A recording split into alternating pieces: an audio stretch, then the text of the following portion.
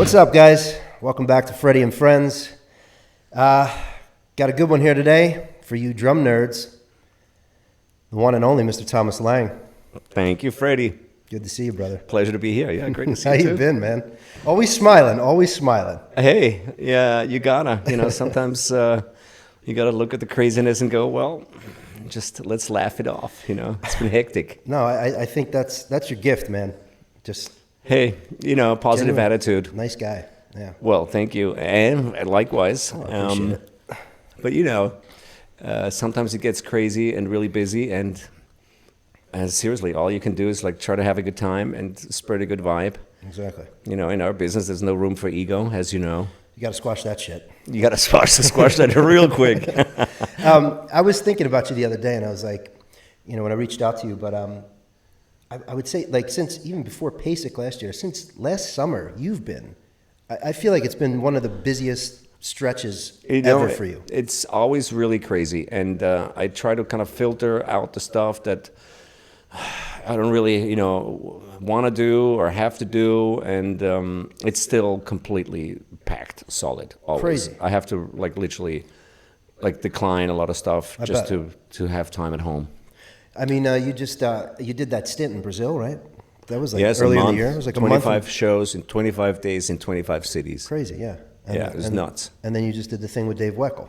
I just did, France with Dave. But in between that, I was in Europe several more times. Yeah. For other, I can't even remember. I have to literally look at my calendar and go, what did I do that week? Yeah. Oh, I was there. I've been in and out, between here, LA, and Europe, and South America, and Asia, and all over the world, really, nonstop for decades, And especially since we saw each other at PASIC, which is November. I saw you at NAMM too, but you were crazy busy there. NAMM, PASIC, that was nuts too, NAMM, exactly. Yeah. And I had a camp around that time also here. I was yeah. doing a lot of studio work at that time, all of January, because I had to finish a lot of stuff before going to Brazil in February for a month. Yeah. So I had to catch up with a lot of recording work, and then as well when I got back from Brazil. And it's been really crazy. Now I'm doing another camp next weekend, and then I'm off to Italy. Yes. I'm doing a long tour over the summer in Italy with an Italian singer, and I'm doing a lot of recording sessions and clinics and shows with other bands whenever there's a day off, Yeah. I try to stay productive. Right, I see that. I prefer that to sitting in a hotel room and just waiting, Yeah. I've done that, as you know, for so long. I'd rather stay productive on the road, and time passes quicker that way, I find. Does it ever get annoying, or you love it still? Well, the playing doesn't get annoying at all. Everything around it, it gets annoying. The travel gets annoying. The travel's rough. Yeah. Yeah. Really annoying. I mean, that's the downside of our, work, is you travel such an insane amount, and a lot of it is long distance travel. Yeah. And it gets to you. The lack of sleep. That's probably the worst. Yeah. What's your routine for travel? Because obviously, I travel probably just as much as you, but you have to really hone in on figuring out how to get that shit right. It's a total crapshoot. I try to have a routine, and then I don't. It's what it's like. You have a routine. It's like, okay, I'm gonna try and really go and sleep now, and then you can't sleep, and then I'm gonna lay down as soon as I'm there, and then you're gonna meet a friend and let's have dinner, and and again you miss your window, and then you don't sleep, and it's difficult. I think especially the LA to Europe. I mean, I prefer to go through New York. I usually do a day or two in New York, and then hit Europe. But I'm leaving tonight. For Europe. It's going to have to pop a Valium tonight. I mean, it's the only way to get it done. I mean, to stay on the schedule. I take Benadryl. Yeah, you got to do something. That helps, and melatonin. It doesn't really do much. Melatonin Every once in a while, an Ambien will do the job. Yeah. There's a thing called Fly Kit. Do you know that? Heard of it? Yeah. Yeah. I'm going to use that this time, and I'll see how it goes. I've tried everything to beat jet lag. I've had the daylight glasses, and I've had all kinds of supplements, And then I've literally had several books on the issue of jet lag, and really it's sort of the consensus of everybody is sleep when you can, and spend as much time outside in the daylight when you arrive in the new destination, because LA, Europe is usually about 9 hours time difference, and everybody says it takes a day per hour of time difference to adjust. So 9 hours really takes 9 days to adjust fully with sleep cycles, circadian rhythm, digestive cycles, and all that. So, That's why I don't do short trips anymore. I used to do those in and out of Europe, 2-3 days. Can't do it anymore. Not worth it. Yeah, same. Not worth it on the health. Unfortunately, I do that a lot. I mean, I think it was October or something, I went to LA, somewhere in Europe, 5 times back and forth. Wow, so I had 10 long haul flights in a month. And I went to where did I go? To Canada also. Really? Like Montreal or somewhere, for like 2 days, So I had massive amounts of jet lag in every direction for a whole month. It was crazy. And you don't recover from that for another month or so. No, you don't. You don't. It's very hard on. And years and years and years. And yeah. What else do you do to kind of keep yourself healthy when you're not, when you have time and you're home and you're not busy? Well, I try to be reasonable, which is also difficult. I work out, mostly out of vanity. Sure. Rather than for health reasons and longevity. That's all right. That's a legit reason. Yeah, whatever reason, as long as it gets me to the gym. As long as you're getting it in. Sometimes I manage to eat reasonably healthy, and at other times I don't. It's everything in moderation, including moderation. That's my motto. Right. I mean, I've been with you in Italy a few times. You're no stranger to a couple slices of pizza here and there. I mean, it's... Yep. What are you going to do? And like I said, it's a crapshoot. Whatever routine you think you'll be able to maintain, it doesn't, for whatever reason. There's always some kind of handicap. Either it's a complete lack of sleep, or bad hydration, or you need a lot of carbs to just maintain a certain level of energy. Yeah. And you can't just go too lean and too protein only. You can't. No, you can't. You need that glucose to fuel. And that sometimes shit. you just need to listen to your body, and it says, "Oh, I need a freaking pizza right now." Yeah, I feel like mine's always telling me that, but it's like, take it easy. Yeah. I got to ask, I mean, two titans, you and Dave Weckl together. Yeah. Are you close with Dave? I mean, yes, we're good friends. Okay, you guys are good friends. How was that working with him in that? Oh, it's awesome. Setting He's so amazing and still super inspiring, and I was a huge fan of his from day one. Yeah. When I first heard him with the Electric Band. Back to the Basics. And before that, Chick Corea's Electric Band, the first album. Sure. Super hip and beautiful playing, still, kills it. And it has a beautiful, elegant, slick, and sexy way of playing. He does. Still. He's very elegant. Yeah, it's great, and he's a sweetheart. And whenever we get the chance to hang, we have a great time. Tennessee-based, isn't he? St. Louis. St. Louis. Yeah, that looked cool. I would have loved to have seen that. It's really good. We had a great time. We had a week together in France, and we're teaching for 4 or 5 days, and had a couple of shows. Yeah. One public and one for the campers. Amazing. It was really great. And, we nerd out still to this day over drums. You are the super nerd, though. I mean, I love it. Anybody that knows you knows, it's nonstop. No, it's crazy. Hey, it's still fun. Yeah. And, the older I get and the longer I do it, the more I appreciate nuance in every respect. Yeah. Also in regards to the nerdery, but also, of course, in a musical sense and technical sense.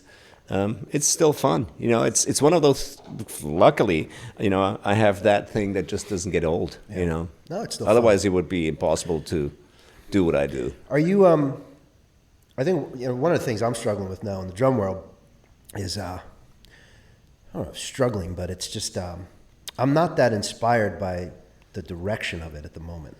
It's seeming like it's going to this sport kind of thing. Like it's all about speed. It's very, very, the metal thing is really popular right now, which is fine. Yeah. You see these trends with gospel stuff and now it's metal, but no one seems to give a shit about anything except for, just blasts and just speed.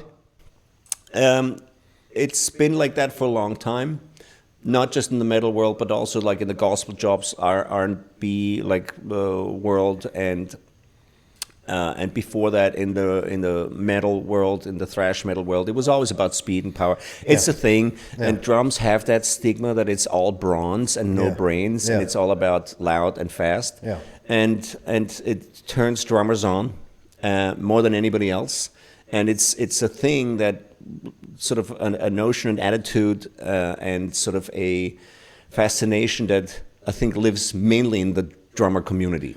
We like it when somebody plays loud and fast. Yeah, it's as simple as that. And yes, maybe other the members of the mass public enjoy that too, but really not as much as a great groove. It's not mainstream, no. No, it's not mainstream. It's very sort of singular to the drumming community, that fascination with it. And if you're a serious musician, you can't pay attention to stuff like that. Yeah. I mean, right. Like you say, you're not very inspired by anything that's going on. Me neither. Yeah. I mean, it's very difficult for me to find anything that I find interesting or unique or creative. Yeah. And especially it's sort of pissing contest in the speed direction. It's a pissing contest. It's really lame, and it has nothing to do with creativity for me or innovation or thinking outside the box. It's literally just a pissing contest, and some of it is interesting, I think. Yeah, there's an amazing amount of technical ability going into a lot of this. I mean, for sure. But even that doesn't impress me, to be honest. Right. It impresses me. Because you could train for that if you had to. Yeah. If you got a gig that required that, I mean, you just go do what you got to do to build that up. Yeah, exactly, and which is cool. It serves a certain purpose, and that's all cool and valid in a certain style of music. But that niche is so minimal. Yeah. And it's not an interesting niche for me musically. Yeah. Not business-wise or financially. Right. It doesn't do anything for me. It's not inspiring, not interesting. Yeah. I find it interesting when those techniques are used in a more musical way. Sure. I find that very interesting and cool, but nobody really does it much out there. Yeah. What I find is most sort of disappointing is that everybody seems to be taking inspiration from the same spots and areas and social media or YouTube or whatever. I mean, at the end of the day, it's really because of Instagram. Yes. You don't see anything but that. You really don't. Yeah, and the thing is, the more you watch it, or the more obviously you get fed the same kind of stuff, and it's the problem with that is that since everybody's looking for the inspiration in the same spot, everybody sounds the same too. That's right. Yeah. And it's basically a complete creativity killer and personality killer. It's a mess. Yeah. And I find that very disappointing right now. There's very few people out there. Yep. Not just on the drums, who are truly creative and doing something like left field and out of the box and unique to their personality. But musical too. I mean, like you said, it's not just, it's a pissing contest for all the instruments. I mean, what they're doing on guitar now is incredible. I know. You're seeing shit that like you would never, but still, at the end of the day, people want something that that resonates with them. And it makes me sound really old and like. Well, that's what I'm saying. Yeah, me too. But I think. The thing is, I follow everything. I see everything. You see it all. Yeah, of course. And I know what's going on. And I talk to people. And a lot of the people who are really big in the world of social media, whatever, are friends of mine, or colleagues, and people I hang with. Mine too, yeah. And the thing is, though, that there is the real world, and then there's the virtual social media world. Right. And as we all know, they're very different worlds. Very different worlds. And the thing is, I like to live in the real world. I dabble with the social media. It's all good. Yeah. But a lot of the people, like even if I invite some of the friends who are huge on social media to come do something with me in the real world, they're like, "Oh no, man, I better not." Yeah, it's like, why not? It's like, well, yeah, I spend a lot of time editing this stuff, and I don't think that's what's happening. Yeah, yeah, and You're a prime example of someone that's actually out there working every day in the real world. Yeah, and you were there before social media, long before, right? And like you essentially you have to pop on there to keep a pulse on what's going on. You have to you're not one to post a lot of shit at all. but not much. You know, you don't need to. You're getting your work. Your work's not coming from there. Yes, I don't think I've ever gotten any work through that. I mean, I use it as a promotional tool, course, a marketing tool. Of course. And every once in a while I post funny things or you know, Yeah. I really keep it sort of focused on work. Yeah. And just playing stuff. I don't really post much or any private kind of stuff. Yeah. I'm not like a lifestyle sort of influencer guy or anything. No. It's like when I promote a camp or a record or a show, that's when I use it really. You're going to be an influencer after this show. You're going to be a lifestyle influencer by tomorrow, brother. Yeah. No, I feel the same way. Speaking of work, right? I mean, and you've been going on it for many decades, obviously. But do you have a manager? I mean, how do you stay alive in this business? You're speaking to my manager right now. Speaking to your manager. Yes. Hello, manager. Well, I used to have agents back in the UK and fixers. Yeah. For a brief moment, I had a manager also, but I stopped doing that because it didn't really make much business sense. And secondly, I like to be in charge of my own schedule and especially travel and all that. I want to know exactly what's happening beforehand. Yeah. And I'm often in situations where a project or a tour or whatever has managers anyway. Sure. So I manage all the things that I do on my own. I like to manage my own recording sessions and my own solo shows or camps and clinics and stuff. I like to manage, myself. Yeah.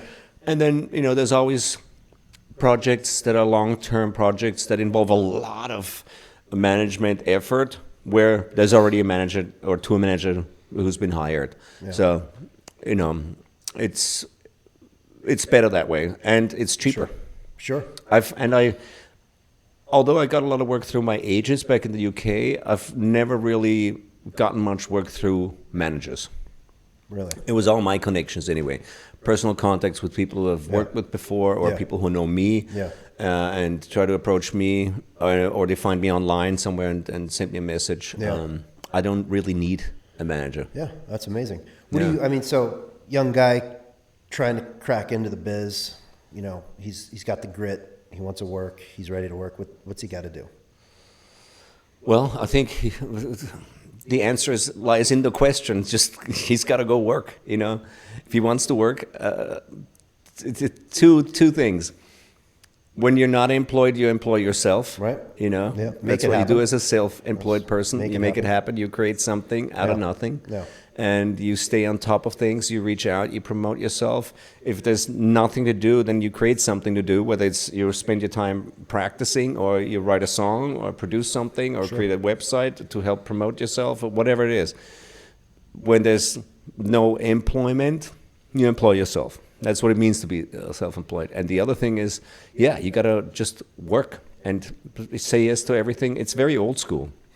If you want to work in the real world. If you want to work in the real world. Yeah, it's very... I want to talk about the real world, Real world, It's very old school. Still connection-based. And I'm not saying that the virtual world doesn't require a lot of work and input. No, it does. It's a full-time job if you want to go that route. Yeah. But the thing is, it's getting harder and harder in both worlds to earn a living. Even on social media, I know some of the biggest drummers on social media, like Elias Tapario, for example. He was talking about he makes $0. Making nothing. So he nothing. says, And he's got millions of followers. Right. And so that doesn't look great. Right. He makes more money in the real world by playing a few gigs a month and teaching and selling T-shirts and sticks. I'm sure his merch is probably what's keeping him alive. Probably. There's a video on YouTube where he's talking about it, all the income streams from all the different platforms and everything. It's ridiculous. Yeah.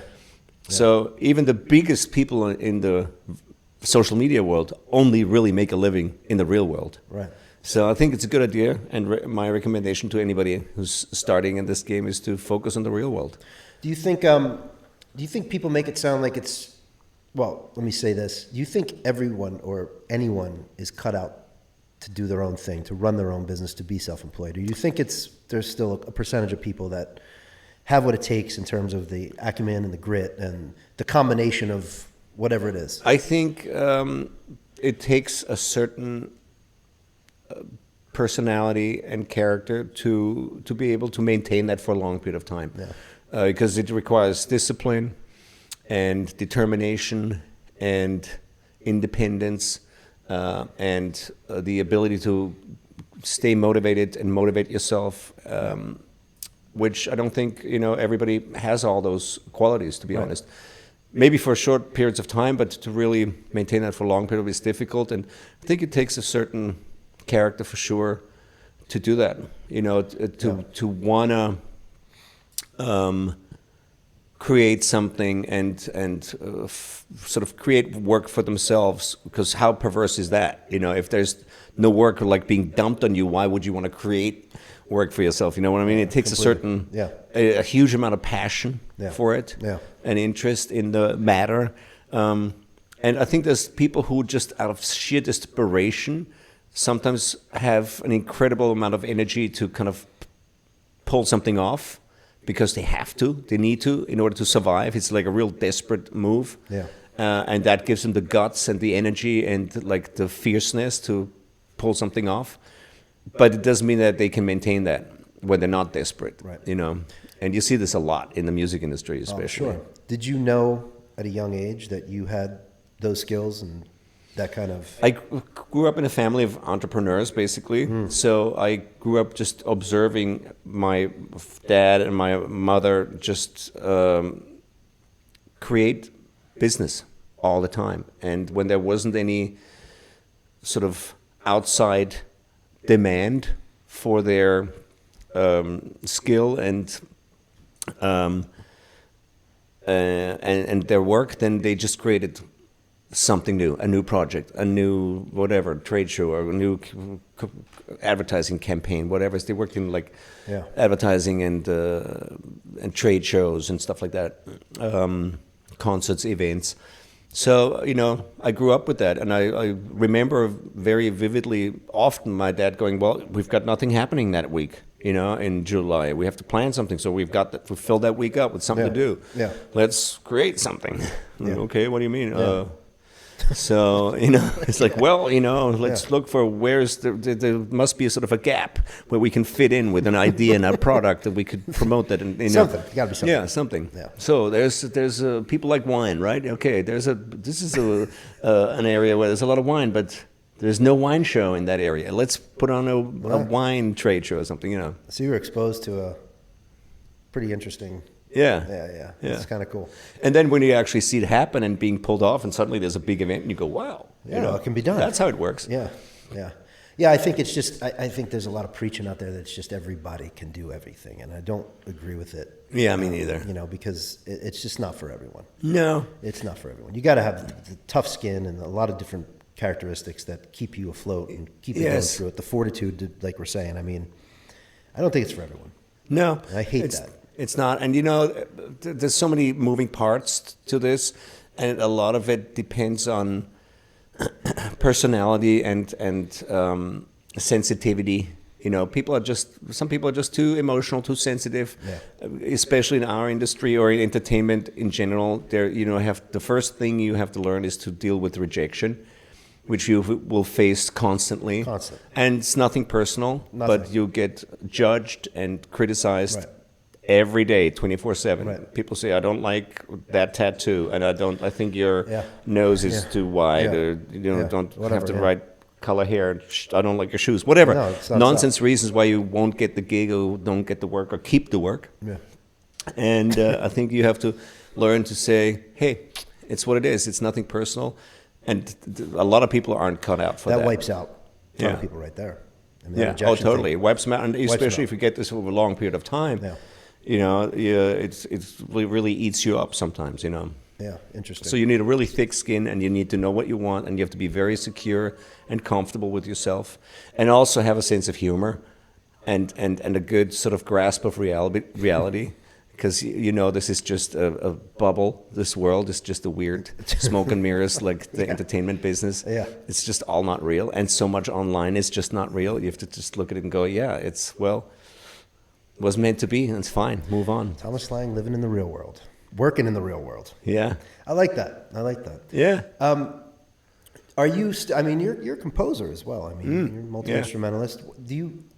I don't know that you have a ton of your own stuff out there. There's a few things But is that something that you don't work on as much, or you'd like to work on more? I would like to work on it more. I mean, a lot of what I write or compose isn't under my own name. It's for collaborations with people or for other people. Yeah. I have also released several solo records under my own name or under different names, but under Thomas Lang, under Tom Lang. Stork was one? Stork. We've done some albums, and Humaflex, and a bunch of different projects. But a lot of what I do isn't under my own name, where I don't promote as like my solo music or records. It's stuff that I do like for work, for hire, basically, whether it's for like commercials for brands or audio IDs or movie stuff or video games, things like that. You do a good bit of session work. I mean, there's no question. Yeah. I don't know if a lot of people know that about you. Yeah. I do a lot of session work. Yeah. What's your pie chart look like? I mean, between session works, camps, clinics, live, like. Well, so in terms, you mean in terms of time spent? No, biggest generator, I guess, income generator for you. Profit, publishing. You're publishing, royalties, licensing, sales, products. That by far. Wow. By far. Yeah. It's that's the beauty of this business. Royalties, publishing, sales licenses, so physical sales of products, books, DVDs, CDs, blah, blah, blah. Digital sales of products, publishing for songs and music written, composed for other people, licensing deals, and signature product sales. So it's all the real world stuff. Physical it's all hardware. Signature symbols, signature sticks. The new Flex ride's out, right? Yes, exactly, yeah. That came out on January 1st this year. Amazing. A new ride symbol, yeah. That's so cool. I haven't played it. And I think with Meinl, with my symbol sponsor, I think I have 16 different 16, wow. products. You get stacks and pads. I've got stacks, and I've got like a series of filter chinas and crash cymbals, hi-hats, the pads in different sizes, a bunch of different things. What do you still practice these days when you have time? That's... Or is just you're working so much that's kind of like... I really don't have time to practice. I'd love to practice. Usually when I practice, I have to learn material, new material. It's all about repertoire. Yeah, sure. If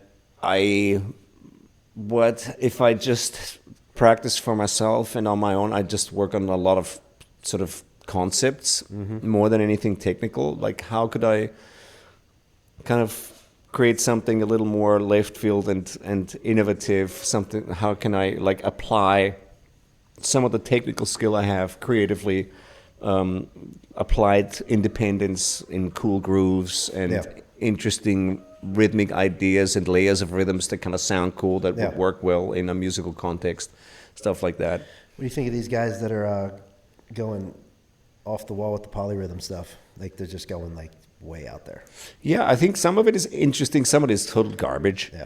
I think I see a lot of real garbage because you need to have sort of that filter and the ability to censor yourself and listen to what you're doing. Right. Sometimes I've spent months developing something really super complex only to find when I first then record and listen back that it sounds like garbage. And then you go, I spent 4 months developing this and I don't ever want to play that again. It just doesn't sound good. Look, if it doesn't sound good, it's useless. Yeah, you have to have the ability. It always has to sound good. I know, maybe you see somebody on TV with a super cool haircut and you go, oh, that's awesome. And you put it on yourself and you go, huh, But a lot of people don't have that ability. Yeah. They look in the mirror with the silly haircut and go, yeah, that's me. And everybody goes like, dude. Yeah. What the heck? Dude, get your haircut, bro. It's just not yours. And it's like, I see a lot of that where people just go, it's a taste thing. I think it's called awareness. It's called awareness, and I think it's called just taste. It's like really, I mean, there's a lot of fashion accessories you can put on yourself every day. Yes. Just don't overdo it. I mean, you just pick one, not 15. Yeah. And make sure it kind of works with the rest of the outfit and maybe is current and interesting. Yeah. Make it more of an understatement. I don't know. I mean, I think that's always understated elegance is. Yeah, but there's a lot of garbage out there. That just sounds crap. It does. Yeah, no, it's like I said. I mean, if you follow social all day long, which obviously you don't, but it's brutal. Yeah, it's really brutal. It's really weird. It's really. I think we know some people who just overdo it in the worst possible way. You know a lot of people. Yeah. Yeah, and there's some who do it in a really tasteful, musical way, and then I enjoy it very much. I mean, that's what I try to do. I try to take these concepts and more complex non-linear drumming today and create something that's kind of cool but still groovy. But yes, if you look at it under the microscope, it's kind of super complex, but it doesn't sound complex, and that's the key. It's got to be palatable. It's still got to sound like music. People, like I always tell people, like at the end of the day, especially with drums, they want to hear boom, bop. Yes, boom, bop. I mean, keep it close to that because it just goes too far out. You know, it's so weird that a lot of in our industry, in the music industry, if you're an accomplished musician, you tend to focus on that tiny elite select group of other accomplished musicians as your main focal point in terms of audience. Yes. Because you want to impress the other great musicians. Yeah. And that's just a huge mistake. I think it's so not how the music industry works or how commercial success works. It's not how the consumer sees it either. And the consumer, not at all, you know. And there is, I try to teach this a lot in my camps too, like how a non-drummer would hear a concert and perceive it and how a drummer or other musician would. Exactly. There's a huge discrepancy between the two. And there's just so many people who just get a hard on when they just perform for other musicians. Yeah. I don't get it. For me, that's like the least interesting. I think that's what I found that was kind of terrible about the industry over the years. Like the more, you know, the greater the players you were around, the more of that there was. Yeah, because, I mean, it's but not all of them. Not all of them. Yeah, not all. I mean, I think the really great players are way past that. Yeah. And it's, you know, serious musicians, but there is sort of this tier of up and coming people always that they just have a boner for like the crazy nerdiness in their own world and small clique of people, and it's a total turn off for me, to be honest. And I think once they graduate to the next tier and have done it long enough and they kind of dabbled in their own world and kind of rolled around in that kind of mud for a while, I think some of them go, that's all nonsense, let's move on. I think you're right. And I think eventually most people make it through that stage, but there's still some that are just stuck in that world of trying to impress others, and it's what it is. It's a little sad to see because there's so much potential that a lot of these people have. It's just a taste thing. I think it's like you have to also just develop a sense of like, I guess, you know, it's a matter of making decent choices, you know, musically and in life in general. Because if you live in that world forever, it's just not a commercial or commercially exploitable world, you know. Do you think that's innate, or like for yourself, for instance? I mean, did you go through a period where you were kind of totally, of course, and then you matured? Yeah, and I mean, and that a part of me still lives in that world for sure, and that's the part I need to nurture when I'm working at home and I'm practicing and trying to learn. Got it. You know, that hard on for like complexity, and so I need to nurture that and feed that little monster in me. Yeah, but in the public, and especially I think in situations where there's a group of drummers, maybe at festivals and things like that, that are all doing the same thing, trying to upstage each other a little bit with levels of complexity. I think I found a good way to be different. Well, you can play a 30-minute drum solo, so you got everybody there. They have to stop me after 30 minutes. Nobody fucks with that. They have to stop I'll go on for hours if nobody stops me. Nobody does that. That's crazy, I know. Still doing that shit. Too much, for sure. No, but that's cool. And, I mean, to play 30 minutes of like an open solo and just keep the concepts going. I mean, that's the thing. I can go on for hours and hours and hours. You have to literally like shut me down. Not that that's a good thing necessarily, but yes, for in our world, sometimes, you know, at festivals and things like that, it's good skill to have, I guess. Yeah. But that's not my day job. My day job is the opposite. It's very simple, usually very streamlined, kind of playing and writing and producing. It's just it boils down to being a professional. That's it. It's that simple, and people can't. You have to know. People can't figure it out. There's the right time and place. People for can't everything. figure it out. Exactly. Oh, it sucks. And it's trial and error, and I've made many errors over the years, so I've learned a lot. Like, okay, this works in this situation. Yeah. Definitely won't work in another one. Yeah. So what's on the horizon for Thomas Lang? Right now, well, I'm doing. I've got a big summer tour planned. Yep. Big 4-month tour in Europe. Yep. And I'm working on. Well, I do my usual. I have drum camps that are organized. I've done 160 something all over the world. Oh yeah. These 3 or 5 day drum camps. Yep. I'm hosting one here in LA next Where week. Where are you doing them here? What's in Agora Hills at the Courtyard Marriott. The hotel. Yeah. Cool. The local one. And I do them all over the world, usually in either in studios, recording studios, or in schools sometimes, or in hotels, like resort type hotels where there's nice conference rooms or ballrooms and stuff like that. So I've got one coming up here. And then I have a long tour in the summer.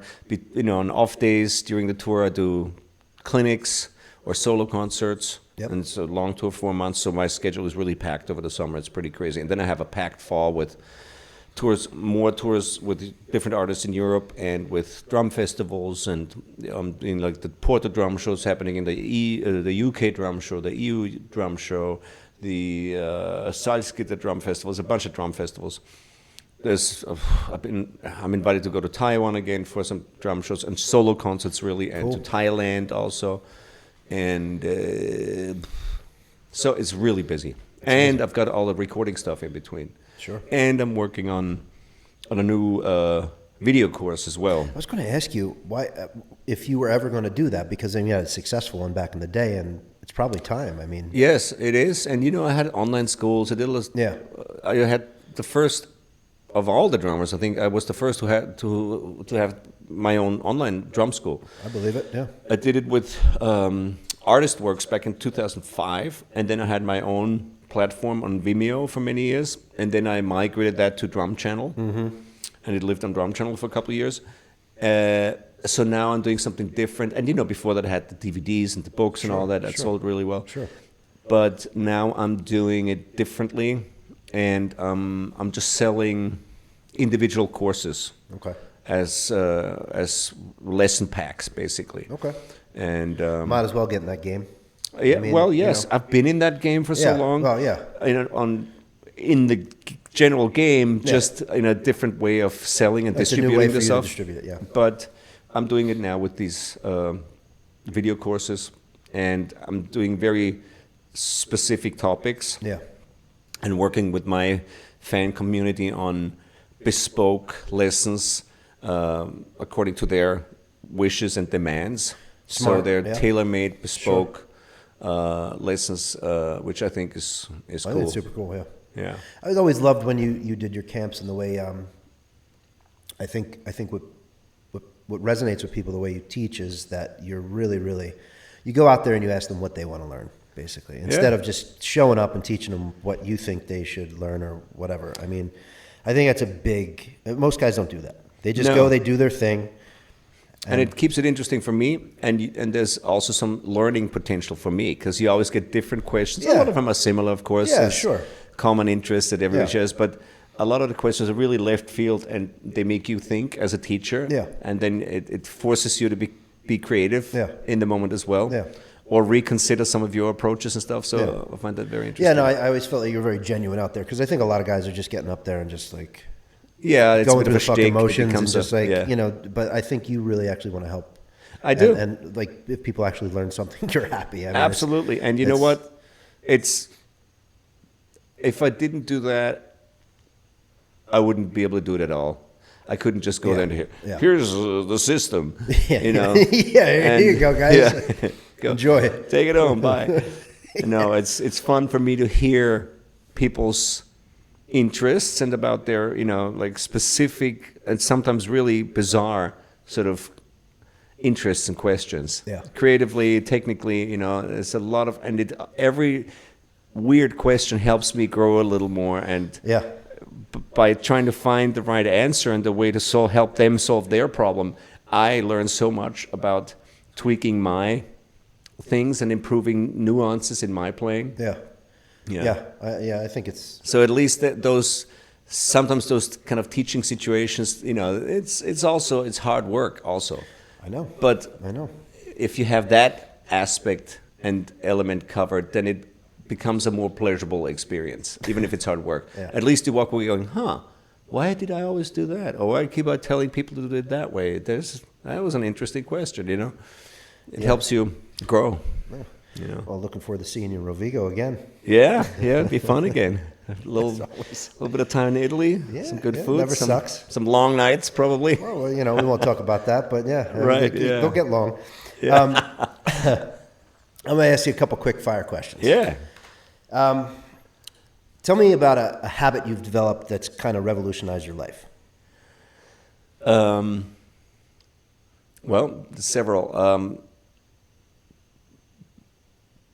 Setting goals and practicing and learning in a result-oriented manner on a daily basis. Keeping logbooks. Okay. Like physical logbooks? Physical, now can be digital on your phone or whatever, but so physical. Wherever you just... Like I have goals and I have a plan and I have a logbook, which is basically my navigation system, writing down and archiving and documenting daily steps and progress. Give me a little teaser. What's the current Thomas Lang goal right now? Well, right now I'm just focusing on work and getting work done basically, and being able to. So I time block always, like I know I have whatever camp coming up, and in order to promote the camp, I have to do a certain amount of work in advertising and marketing, blah, blah, blah. Yeah. And then I have to prep, get in touch with the students, whatever, and then right immediately after, get all the gear organized and schedule all the setup, breakdown, blah, blah, blah, while I'm doing recording sessions in between. So it's a lot of sort of time blocking for specific work I have to do. And then there's material I have to learn. All the repertoire for the summer tour, I have to spend time doing that. And then I have to prep for all the solo stuff that I'm doing over the summer in between. You're a dad, by the way. Yeah. I mean, it's just like crazy. Yeah, so it's a lot of, right now, my logbook and calendar is filled with logistics, with making sure all the equipment is ordered and ready and shipped to the right place at the right time. So that's a lot of my logging right now. Cool. When I focus on, just in terms of practicing, it looks very different. I've kept practice logbooks since I started playing at age 5. Still got them? I still got them. I love it. I still got all of them. That's great. And I can look back like March 1975. No shit. Yes. What did I practice? What was it? 10th of March 1950. Yes, and I'll find it, and it'll say whatever double paradiddle at that's gold, man. That's BPM. gold, dude. I love it. Yeah, and that helps you. Not only can you look back. Yeah. And identify habits. Sure. Good and bad habits that you have, because there's several criteria I write down every day. Yeah. What did I practice? How does that relate to the goal I have set? Yeah. How long did I practice that? That tells you how much work you actually put in, at which tempo. That tells you in small increments if you've improved or not. I write down why I'm practicing that, to remind myself what the goal was in the first place. And I write down comments, good and positive and negative comments about my practice session. I write down the time of day when I practice. That's important for productivity and time management. Wow. And then over time you can go, okay, every Wednesday I practice in the evening. That's usually when I end up with negative comments. Maybe I'm tired, maybe I'm practicing the wrong thing at the wrong time of day, but let's shuffle it around. So you can become really efficient in your practicing. I love it. And also you can look back and go, well, on March 10th, I started practicing the flamadiddle. And on, April 27th, I was able to play it at like 140 BPM. So it took me 6 weeks to develop this skill from zero to a good amount of speed and control, etc. So if I invest an equal amount of time in something else and start practicing that tomorrow, in 6 weeks I'll be able to play that comfortably, which means you can project your practice schedule into the future, which no musician usually does. What can be measured can be improved, or whatever. Exactly. I mean, these and metrics if are amazing. if you have a plan. And I always prefer to know exactly what I will be practicing in 3 weeks or in 4 weeks or in 6 months. Yeah. So I was able to project kind of my skill in the future. Yeah. And that gives you much more confidence in what you're doing every day. And you go, well, all I have to do is maintain this and keep this going for 30 days. And in 6 months, I'll be able to do that. It's crazy. Because if I do this for 30 days, I can do that for 30 days and that. And in 6 months, I can play exactly what that guy on TV plays. And you can, and that was, I think, maybe a little different from how other musicians I knew, at least growing up, practiced. I think you could apply that to other areas of your life too. I mean, I think it's a great habit. Yeah, Phenomenal just habit. keeping logbooks, I think that, and keeping track of what you're doing, when you're doing it, how you're doing it, to be productive and to have smart time management. I think that's important. It's simple, but it requires consistency, and that's where probably people don't hack it. But got another one for you. Yeah. What's a non-negotiable in your routine daily? The result. A result. Yeah. You have to get a result somewhere. Yeah, there needs to be a Something. result. There needs to be a result every day. So, yeah. Wow. It has to be result oriented. Okay. Like otherwise, it's maintenance. Yeah. And not necessarily improvement. Yeah. I want a result. Anything that gets me closer to a goal. Yeah. Love it. Any result is, and even if it's small and incremental. Yeah. That is the only thing that makes a difference. Great answer. Yeah. One book every dude's got to read. Wow. Well, there's tough, I know. There's a plethora of recommendations I could give. I mean, this sounds like we're talking about like self-help type stuff. So You could go down any path you want, man. Any Malcolm Gladwell, Okay. I get the best recommendations on this show. 10,000 hour rule or things like that. They're all useful, I think. Any Joe Dispenza, I think you've probably read them all. They're very good. Dispenza, yeah. And I think he's strong, yeah. And if you want to go more inspirational, I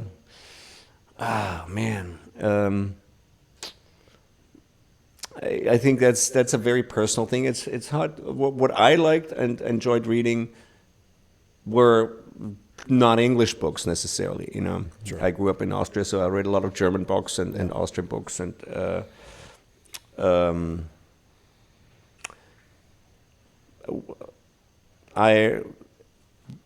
some books, classic like Gilgamesh, or Ilias, or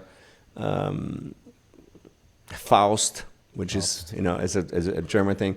But there's classic books that just timeless. It's like Star Trek, which is kind of timeless, and there's a lot of great lessons to be learned. Yeah. So it's kind of that's the range, from where we could go. I love it. Yeah. I got one more for you. Okay. What does it mean to be a good man? What does it mean to be a good man? Yeah, to you. Well, is that gender specific? Good person or good man? Good person. Good person. Well, no, good man. Good man? Yeah, good man. We're going gender specific. Okay. A good man. Well,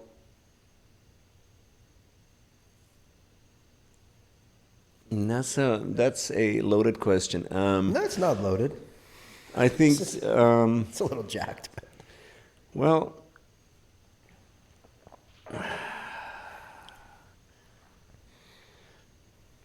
It's sort of good is what I'm struggling Good with. is the good is the word that Exactly, because that is such a subjective, matter. What's good? Good for what? I mean, a good man or a good person. I think if you're somebody who respects themselves and other people equally, you find a good equilibrium between ego and the ability to be a good member of society in general as a person. I think you have to find like the balance between respecting yourself and standing behind what you believe in, and also being able to understand others and make compromises and sacrifices in a certain way in relationships, in business, in personal relationships. I think you have to be very secure in yourself and believe in your own credo and motto and beliefs, and then at the same time go, there's people around me who may have other beliefs, and but I respect that. You have to be able to lay down a boundary and say that's cool for you. It's not good for me, and sort of stand behind what you believe in. That can go many ways. That can go very far, up to a point where you have to defend what you believe in. Yeah, sure.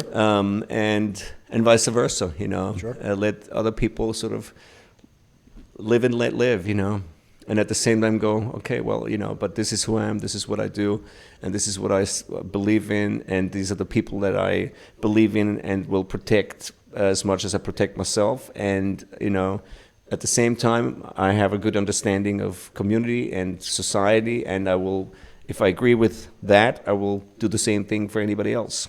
I will help you defend your ideas and stand behind what we believe in as a collective. I think good people or men are those who have that balance. Yeah. Yeah. And what do you think? No one's ever asked me, so I guess I have to answer. Go. Give me your take on that. My take is awareness. Yeah. Awareness. And you could, so exactly what you just said, having the awareness to, be flexible in those situations, and having the awareness to understand other people's emotions, not just your own. Just all about awareness, being present and aware. And with that, then you can make the decisions that you need to honor whatever situation you're in. Right. Because without that, I just feel like most people are just, their heads are just absolutely up their asses. Oh, yeah. And, I think the biggest thing I'm working on in life is awareness. Yeah. In all scenarios. Yeah. With my wife, personal life, business, everything. It's just focusing on just being present and understanding exactly what the situation I'm in is and how to respond and understand, just having that EQ. Yeah. That for me is what it takes. And, And it becomes increasingly more difficult, for younger people. Yeah. With social media distractions. There's as no, cliche as that sounds, but there's a lot of people who have zero sense of awareness. It's really, really bad. Yeah. Yeah, it's scary. Yeah. And I think, I was probably in that same boat. Life's a journey, so I mean, I'm not done, but I was definitely at that stage at some point, not because of social media, just because I wasn't aware. Yeah. And really know what the hell was going on. Right. And you just gotta hone that shit, and it's tough. Yeah. It's tough. Yeah. But it's inspiring to meet people that are doing it and doing it well. So yeah, for me, it's awareness. Yeah. Well, good answer that. Thank you, Thomas. Man, it's always a pleasure. Oh, thank you. Yes, it's always pleasure catching indeed. Up. We'll see you pretty soon. So yeah, I'll see you in about a month or so, whenever that is. Yeah, it's actually today in a month. Today in a month, yeah. Yeah. Yeah, I'm heading out, and how you still feel in LA, or you kind of? Well, I'm just a lot of things I'm not feeling about LA. Yes, I mean what I like is the weather. Yeah, we got that. We got the weather. It's cool, and I like the unique opportunities you find in the city. Yeah. The out of nowhere kind of chances and opportunities that suddenly you get a call that you couldn't get anywhere else in the world. Yeah. Or you bump into somebody and things happen. I like that. It has an immense potential still. Still, yeah. But is it worth it? You know, It's a big question. Economically, it's just insane here. The cost of living, and it's just absolutely ridiculous. No, it's stupid. And it's tough.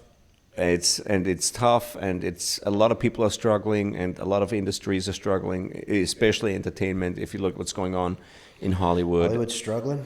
yeah, and in the music industry. And the thing is, it's really weird because there's always work, Of course. but there's these periods of the dire straits between these huge chunks of work that you have to be able to survive get through all the time. And I consider myself lucky because I can always do my own thing. Of course. Even if I don't get a phone call or whatever, I can always work anywhere else in the world all the time. Yeah, yeah. So if nothing's happening, I'll just go and do something in Japan and whatever. Go to Brazil for a month or whatever. Yeah. And but a lot of people don't have that opportunity. Of course. And that's tough. Yeah. That's really tough in a city like LA. I agree. It's very expensive. Welcome to Beverly Hills, Thomas. Right, exactly. Oh, man. Well, like I said, always a pleasure. Thank you. Look forward to seeing you in a few weeks. And thanks for coming on. If you want to tell everybody where they can find you if they don't know, or... Yes. Well, first of all, thank you. Likewise, always a pleasure. Thank you. And you can find me on Instagram, Thomas Lang Drum. Also, Facebook. That's always my handle everywhere, Thomas Lang Drum. And you can find my website, upstageyourself.com, with camp information and products and stuff like that. So that's mainly where. Thanks, man. Thank you. Thomas Lang, everybody.